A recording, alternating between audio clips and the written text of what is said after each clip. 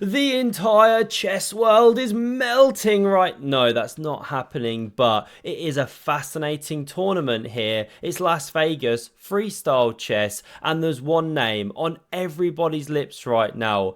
It's Lenier Dominguez. Quietly coming along, threatening to take 5th place perhaps. No, it's Hans Niemann, right? This guy is just storming the tournament into the quarterfinals. We're about to find out if he can eke past Sindarov. This is the games we're picking up. 2 blitz games in tie breaks because they couldn't be split in the rapids or then the slightly faster rapids. So we're into these two. 2 games to come. First, Niemann is playing black. People have asked me to talk about the starting position a bit. Fine, it's an absolute mess. We've got knights in the corner. Is there anything forlorner?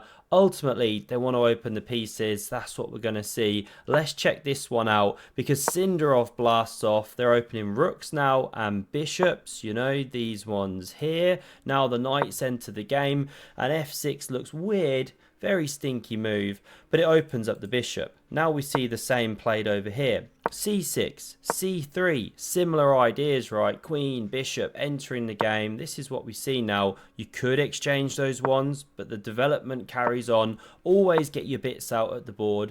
Now we see knight e6 to cover this pawn. And after g3, you might think it's to take away some knight jumps, but the real point revealed soon. First, the bishop activates, and now we see the overpowered bathtub set up, but there's something in this game I don't know if I've ever seen. It's on the way here. Queen c7, knight c4. You think that bathtub's good, just wait. This threatens a monster fork, win the rook, and if you push, you still jump, so that's why we see king b8. You could still do this. It's not played, so I'm not going to go down the line, but actually black's okay. You just slide over and you can unravel. So in the game, we saw the exchange, picking up the bishop there. And now you could crank open the center, but not good, right? Queen's opposite the king. You got to be careful. So that's why this lady activates. And here, Niemann really shows why he's such a difficult player to play against, especially in blitz. He plays d5 for the high 5. Now it is a pawn sacrifice.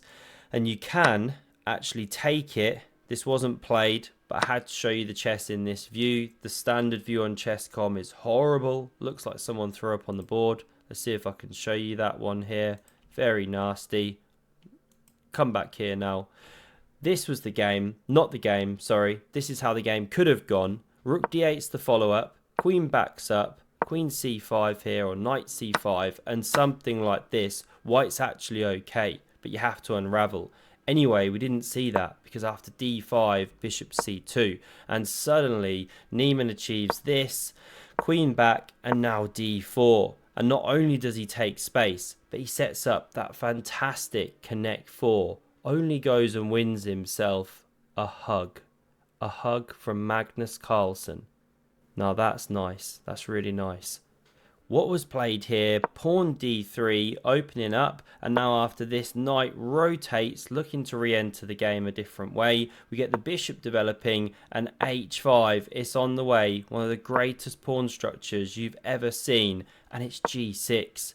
That is a double bathtub, also known as a jacuzzi. Fantastic hot tub there. This guy's having fun in the whirlpool. Really, really rare sight. This is a moment in history. We now get knight h6, going after the bishop. Niemann saves it. And f4, Sindarov does fight back now. We just can't explore everything with this pawn structure. It's too crazy. There's constantly pushes, captures, everything like that. We're going to run with the game here. Knight g7. Houfi and Keto's a knight. Hans Niemann apparently. Now the bishop enters the game. And don't forget, you can do this. How nuts is that? That's freestyle chess castling. Was actually the best move, which is why I mentioned. But the explosive c4 was played. Now we get b5. Again, Niemann sacking pawns to rip things open. He's a minute up on the clock, just over. That is significant. This isn't the best play here, but let's crack on with the game. The craziness comes. Don't worry if you've had a drink. We see it too. b4 is now played, closing the position. good for the knights, bad for the bishops, and now an attack is brewing because the king comes here. But f5, Niemann roaring away like the chess lion he is. We get takes, knight recaptures, takes, bishop takes, and this looks aggressive, but how about this for a fight back? Starting with queen f7, and if you find the very inhuman moves, bishop d1, excuse me, or pawn g4, then you're okay apparently, in just about an equality. But who's playing a move like g4? There's a pin thing going on, but you give up a square, looks horrible. In the game, we see bishop d2, but now how about this? Niemann whispers, do you even rook lift, bro? He's in great shape right now, and where's the queen going? It's actually in jail. Knights covering squares, pawns covering, bishops blocking the retreat. Can't go here, here, here. What to do? Time's ticking, 5 seconds. Sindarov desperately does this. Now we get knight f4, opening the discovered attack. And so Sindarov naturally plays this. Second best move. You could have tried the queen here first, but the attack was coming. Gives the queen for rook and bishop, but now the attack rages on. How to continue it here with the black pieces? The move to play is rook takes on g5. You just completely destroy the white defenses. Now rip things open. This is how the game proceeded here. And h4. What else? Expose the king. Now we see check. King c7. Don't check again. Blunder a rook. So we see g4 desperately tried. But after this, and pawn dropping, we see resigns. Why? Quick sample line. Let's come back actually. You can't move anything. This is why Sindarov resigns. Literally can't move the bishop. Rook is then stuck. Also can't move. You can't really do anything with a check. You're just going to have to run away. Say you try and make space. Well then this and this. And anyway, you lead to this checkmate. One sample line. So Niemann takes the first game. Let's jump to the second.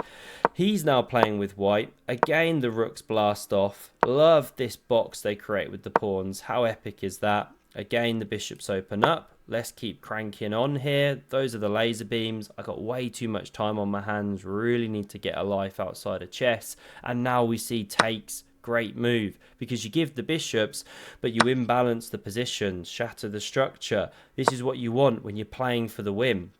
Bishop sits on the weakened square, e5, and again, very instructive moment. Best move is this, and let's forget the specifics a second, tactics and whatnot, just general principles. It's good to open the game for the bishops when you've got the bishop pair. But Niemann didn't play this. Would have been fine. Queen comes to f2 and so on and so forth. But in the game, after this, he plays knight e3, but now e4. Not only closing the position, but setting up another connect 4, winning a signed pair of Ali Reza shoes. The most famous shoes in all of chess. Very lucky guy is our Sindarov. Now we see takes here. Pawn recaptures. Don't forget, by the way, at any moment, white can do this and quickly swap the rook and king. So this is something you have to be wary of. Queen f2 played. Really easy to forget that in this format of the game.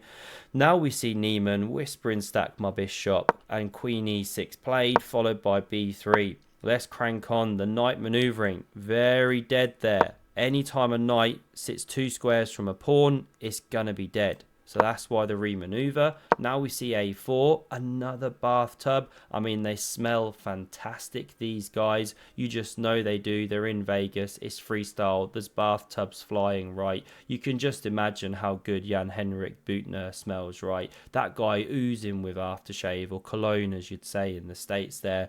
We're off on a random one now. Let's keep it moving. People are getting worried about me. Now h5 played. Kicking the knight here. It moves back. And queen f4, creeping onto the dark squares, but the knights are really hopping well until this blunder. What should you play here? Sindarov should probably hop back and threaten the attack like that. But in the game, he plays the most natural move in the world. What would you play here if you had the black pieces, right? How juicy does this look? That's like a Knickerbocker sundae or whatever that ice cream's called. That was played. It allows a tactic here and Niemann finds it. the move to play is queen g5, and you hit them. What time would that be? 7:10 or something, 7:50, 10 minutes to 8, that kind of attack. And what to do? If you try f6 to block this attack, we take the knight. So we see takes on c2, takes with check, knight e8. Of course, you want pieces on the board. And now well, that's the only way, in fact, or you step here. Now we see queen e7, and this is really cool. Takes here. Of course, you recapture. It's actually the best move. But Niemann gets really fancy. Takes like this, and now goes for this wild, outlandish castles. Traps the knight in the corner. How cool is that? Knight d6, and you could start going after it right now, but he first plays this. Should have played pawn g4 to stop knight f5, restrict the jump. This is where sometimes he's playing ever so slightly too fast, but you can't knock it. Puts on such big clock pressure. Now if black had found this, not found, and threatening this, actually you can start hopping with initiative. It's annoying. You can technically defend the knight now when it's attacked. Gets a bit weird, right? Here's one sample line. Game goes on. It's almost roughly level, although this is never a construction you want, but maybe a5, b4 is coming. However, after this, knight f5 missed, b5 played. Now we see king b2. That knight is well and truly dropping. The king steps over, and although black is picking up a few pawns here, let's be honest, as the rook opens up, or as the board opens up rather, the rooks come into their own. The king is a little exposed. Excuse me, I'm gonna oh, excuse me. I'm allergic to my own bullshit. I won't swear. Now we see rook hc8, and if you cover like this, well, you can lift the rook and attack it twice. Knight can't defend, no good. So let's run back. After this, we see here rook g5 to go for the counter attack, takes with check, king h7, and king b4. How's Niemann going to convert this? Well, he's bringing in the king, always activate in the end game. Now he activates the rooks as well, going for the throat. And of course, he's slightly up on the clock, as usual. He's a bit of a blitz expert. The pawn's dropped now, knight being corralled, and after this block, we see resigns. What to do? Say you move somewhere. I didn't really start exploring lines, but you keep running this pawn. If we ever reach a position where the knight gives itself up, say Sindarov had played this, well, this should always win out, because once you swap a pair of rooks, which you can eventually force, these guys will round up the remaining pawn, then deliver the checkmate. So this was the final position here.